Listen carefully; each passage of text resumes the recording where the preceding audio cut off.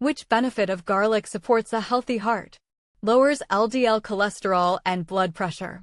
Increases blood sugar levels. Improves bone strength. Answer is lowers LDL cholesterol and blood pressure, thanks to garlic's allicin. How does garlic help your immune system? Fights germs and viruses. Raises vitamin C absorption. Increases sugar cravings. Answer is fights germs and viruses. Which of these is a key way garlic helps your body? Raises vitamin absorption. Triggers more free radicals. Reduces inflammation and protects cells.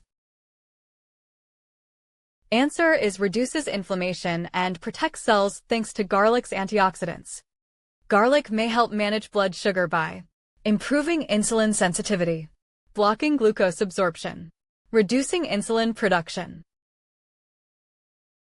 Answer is improving insulin sensitivity.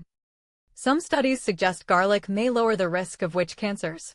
Bone cancers, digestive tract cancers, skin cancers. Answer is digestive tract cancers, although research continues. How does garlic help your gut microbiome? Blocks fiber absorption. Acts as a prebiotic. Increases gut acidity. Answer is acts as a prebiotic that feeds good gut bacteria.